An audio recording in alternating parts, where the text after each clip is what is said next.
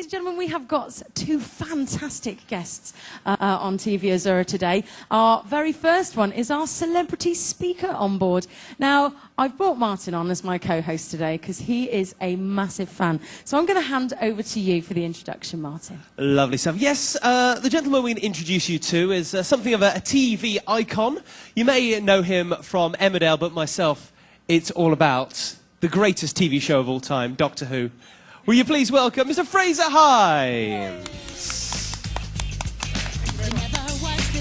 That's lovely. You know why they call me an icon? Because when I act, people say, oh, I can do that. I can do that. That's what they say. Very nice. Thanks. But Doctor Who, yes, that was the three of the happiest years of my life, Martin. I just loved doing it. In fact, at the time, I didn't want to leave, and Patrick Troughton was my doctor. We didn't want to leave either. What happened is my agent was saying, oh, darling, you've done 3 years of television, you must do films now. And Patrick's wife said, you must do some serious television rather than children's TV. But, you know, we didn't want to leave. We were just having a ball. Every 6 episodes, we got a new monster, new guest stars. It was never repetitive. And it was just a very great fun show to do. Because not a lot of people realise this. I did my research on Wikipedia. And it turns out that apart from the actors who played the Doctor, you know, Tom Baker and Patrick Troughton that you work with, you've actually appeared in more episodes of Doctor Who than any other actor. Yeah, that's right. In fact, I got for Christmas, somebody gave me the Guinness Book of Records, and I thought, yeah, it's a nice present, thank you for thinking of me. And they said, no, Frazer, come on, look at page, I think, 172. And I looked and they said, Frazer Hines is the longest-running assistant in Doctor Who, da-da-da. And I couldn't believe that, because I thought other people... Sarah Jane isn't an assistant now, she's got her own TV show, but Frazer, Jamie McCrimmon, is the longest-running assistant, which I did 3 happy years, then I went back for the 5 Doctors, and then went back for the 2 Doctors.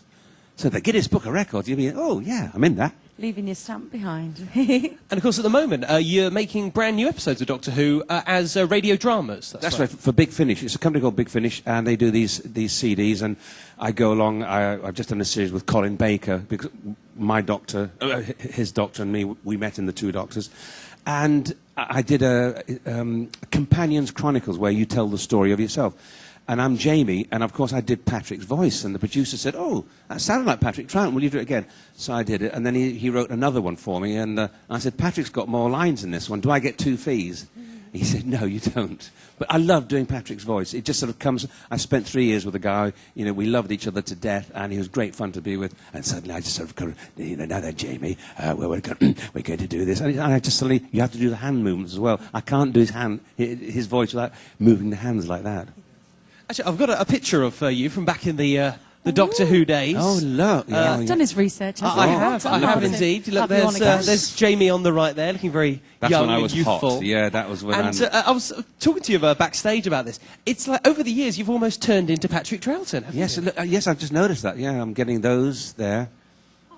Yes, and all I need is the Beatles, you know, darker hair and... yeah, the Beatles wig, yes. And the Beatles wig, and I think that could be me. Those were the good old days when girls would come knocking on my door. Now I have to bat on their doors. Because, of course, very shortly there's going to be the 50th anniversary of Doctor Who. That's right, yeah, 50, yeah. Is it next year? I think we were discussing it's 63 was when it came out, so 2013 will be the 50th anniversary. Yeah, that's right, yeah. So Stephen Moffat hasn't come knocking on your door yet? He hasn't knocked on my door yet, so here's hoping, you know. I'd love to go back and do... And a lot of the fans, actually, on Facebook now, there's a big bring Jamie back to Doctor Who, i.e. Frazer back to Doctor Who, even for one story, because I was only meant to be in one story to begin with, the Highlanders. It was just one story, 6 episodes, that was it. But the BBC got phone calls saying, wouldn't it be fun to have Jamie, because he was a Highlander from 1746, long before you were born, he had a kilt on, and they said, wouldn't it be fun if he came back in the TARDIS, because he hasn't seen electric lights, he hasn't seen this and that.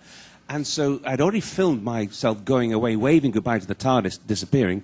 We went back to French and Ponds, and this time I got into the TARDIS, became a crew member. But I was only supposed to be in one story, so maybe it could happen, you know, history could repeat itself. That'd be good. Wow. Because unfortunately, as is the case with a lot of the early Doctor Who episodes, a lot of them are lost in the annals of time, aren't they? Yes, so in fact, we were doing a DVD a year ago, and we broke for coffee, and I said, I wonder how much this cost. And this chap said, wait a minute, and he came back with this big sort of solicitor's folder, blew the dust, opened the ribbon, he said, right, you were on £40 an episode, Ronald Lee Hunt, guest star, £100 an episode, the set cost £1,200. I said, typical BBC, they've kept the paperwork, and they've thrown the programme away. Oh. that paperwork took about the same space as a can of film. So they've got rid of the film, but they keep the paperwork, you see. Because there's certain episodes that are available in parts. Because recently there was a DVD release called The Invasion, which was the Cyberman episode. That's right, yeah. Where 2 of the episodes were actually missing, and they recreated you as a cartoon. That's right, in 2 episodes, and we saw it. Wendy Padbury and I, we saw it, and we were a bit worried because the cartoon characters were acting better than we were. Oh, so no. we were a bit worried there. But it must be a shame to know that sort of some of your iconic moments have been lost in the I'd love to see the Highlanders again, because, again, my character, he was from 1746. So he spoke with a kind of accent, a Scottish, oh, look at that, doctor, and maybe here's the lead, and this Highland accent. And once I got the contract to stay longer, I thought the people would get a bit sort of bored with this. Look, the size of that monster, doctor. Oh, we'll have to run for it. So I sort of watered it into a sort of a television Scottish. Well, obviously, Martin knows so much about Doctor Who. I'm overwhelmed. I'm absolutely enjoying it, finding out lots and lots. But tell us about yourself pre-Doctor Who. How did you get into acting, and what were well, you the have steps? to come and see my show tomorrow night. Oh, all right. Do you tell all Playhouse then? Theatre, 7:15 and 8:45. And, Hey, good plug. It's actually, I've done quite a few P&O cruise ships now, and a number of people have come and said, do you know, we never realised you started at 9 years old as a little boy. And luckily I've got all the film clips. They are still, X the Unknown, the first Hammer horror film ever. I was in that playing a little Scottish boy with Dean Jagger, American film star. I worked with Charlie Chaplin, which is great, and I've got film clips to prove it.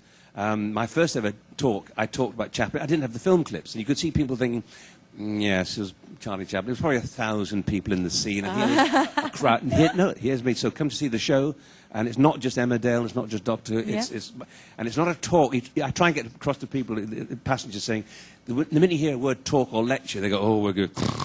And then I work for the people. No, it's not. It's a sort of a humorous trawl through my career with funny stories that you can laugh at and sad stories you can cry at. Oh. Yes. So come along. Yeah, we will be. Yeah. And that's tomorrow in the Playhouse. Tomorrow in the Playhouse, 7:15 7:15 and 8:45. And 8:45. So you can still eat as well. It's timed so you can eat before or afterwards. Perfect Yes. timing. It's lovely for us, actually, as entertainment stuff, because you've got a great kind of spirit. You come along to all of the activities as well, don't you? Oh, yes, there's no point in sitting in the cabin and just having a dinner for one, and just eating and hiding. No, I like meeting people. I mean, I've got an actor chum who's been offered a cruise. I said, don't do it. He said, why? I said, you'll hate it. Because you don't like meeting. To me, I'll talk to people first, because I can see people looking at me going, oh, no, don't disturb him. That's why I go to people and say, hey, how are you enjoying today? Wasn't it hot in Tortola? Do you see these trousers I bought here? You get to talk them first, and then it's all right, But no, you've got to be outgoing, I think. Although one woman did say on a Mediterranean trip, I said, oh, I haven't seen you for 2 weeks. We're not all as gregarious as you, Frazer. Oh, I say. So But her husband took me aside and said, she's always like that. Oh, we do enjoy it when you were up at Sail Away yesterday as well, yes, dancing around. Enjoy it, join in, enjoy yourself, talk and dance and fool around. It's no point saying, oh, I can't possibly let my hair down, I'm a thespian. No, just enjoy it. It's a little known fact that Frazer is actually the current reigning Syndicate quiz champion as well. Oh, really? Yes. Wow. Myself and my team last night. And there's only 4 in our team, and we beat all the other tables. There was 6 people in the team, yeah. Wow. Yes. Yep. So, and tonight we're defending our champion. Aren't we? We're defending tonight. Yeah, You'll be -1 though, won't you? You'll be -1. Yes. If you win, the next day you'll be -1. Oh, I thought you meant you were going to shoot one of our team members. No, oh right. Yes, you get a team member shot. Every time you win, and then there'll just be one left. -1. So we're going to enjoy our bottle of wine at supper tonight. Lovely. On our table, the team members. It was great, because it was... I love quizzes. I do love quizzes. And the first week I wanted to join in. I thought, oh, no, I better not, because the passengers might think, oh, he must know all the answers, because he's been on the ship for 2 weeks now. He must know. It's the same quiz round again. But no, I do assure you, I don't know the answers, because there's no point doing a quiz knowing the answers. We haven't given you a cheat sheet, have we? Well, you are actually no stranger to quizzes, because you just recently were on Eggheads, weren't you? Celebrity Special. Yes, Celebrity Eggheads, and that was great fun. There was Colin Baker, myself, Box of Frogs, which is Katie Manning. We call her Box of Frogs, which is mad about as a Box of Frogs. John Leeson and Louise Jameson. And that was really good, because we nearly beat the Eggheads. We lost by 1 point, but we were answering so many questions, and people won't know this, that they stopped the show, and the editor said, it's now running 40 minutes, and it's only supposed to be like 25 minutes. Because you keep, well, we're supposed to answer the questions right. He said, well, you keep answering right questions, Eggheads, Hoovians. Eggheads. So in the end, they sort of, when we finally got knocked out, they edited a lot of our right answers. And you see Dermot Murhan said, oh, what a pity you got knocked out. You answered all those questions. Well, in actual fact, in the show, we'd only kind of answered 3, but we'd answered about half a dozen. And one in particular, I was up against Judith Heppel for films and TV. She said, oh, you've chosen me, I know nothing about them. I said, well, that's why I've chosen you. There's no point choosing somebody. And she was asked who starred in the film 1419, and she didn't know. And I said, oh, Dermot, did you know that phrase? I said, yes, it was Gerard Depardieu. Oh, really? Did you see the film? I said, no. It's because at the time, he was engaged to Whoopi Goldberg, Gerald Depardieu, and she broke the engagement off because she realised if she got married to him, she'd be known as Whoopi Duppy Doo. And they edited that bit out of the show because, you know, it was too fooling. I just thought Whoopi Duppy Doo. You know. Brilliant. So obviously you must have had such an amazing career, and we will hear about that obviously in tomorrow. Oh, yes. When you're doing your show. Do you have a favourite job that you've done in your career? A favourite job? One? A paid job was... well, one of my favourite jobs, although it wasn't the biggest acting job, was the film I did in Austria called The Last Valley with Michael Caine and Omar Sharif, because it was horses, and I love horses, and we were galloping around with swords and muskets and firing guns, and hardly any die, because John Wayne is one of my heroes. I thought, oh, I'd love to have had his career, galloping around the horse, you know, and just... no director saying, no, the emotions of this scene is you must get deep inside the character. And, you know, no, it was your dog's just been shot, you know. Oh, my dog's been shot. Oh, who the hell shot my dog? You know, that's it. So it was just, that was one of the best jobs. And I had this lovely horse called Waltz, and we had to gallop up to the camera and fire our muskets, boom, you know, our pistols, like. Yeah. And we galloped up. As I fired, he raised his head, and the big thing, it's a blank pistol, but boom, this bigger wadding came out, parted his hair like this, and this horse looked like a camel. What did you do that for? He could have galloped off. He could have gone, reared, dropped me, and galloped. Peter's like, what did you do? And the look he gave me, the filthy look. And of course we had to cut, do it again, because you know, I'd love to see if they've got the outtakes somewhere, because it was so funny. This horse, what? Don't do that again.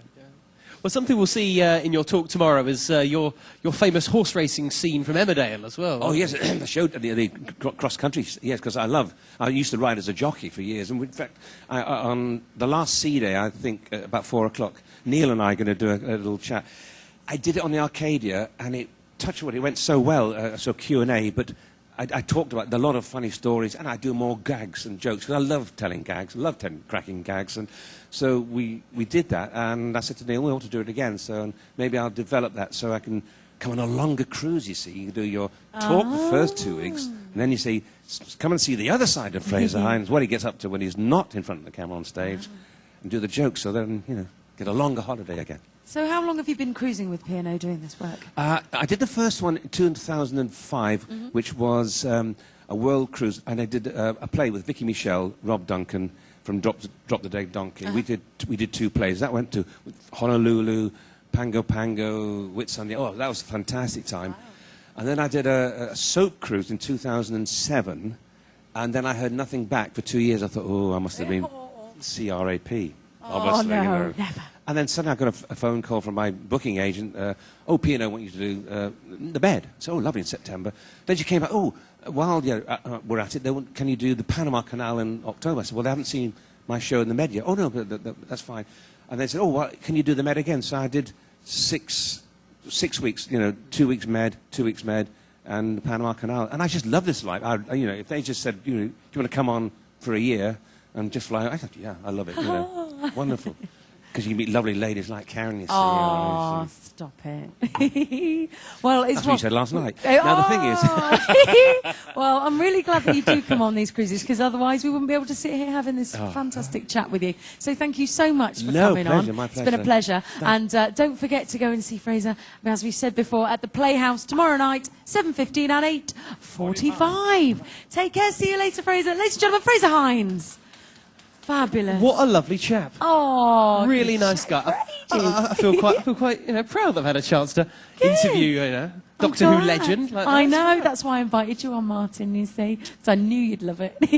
Well, we've got another guest, and I would like to welcome him. He's just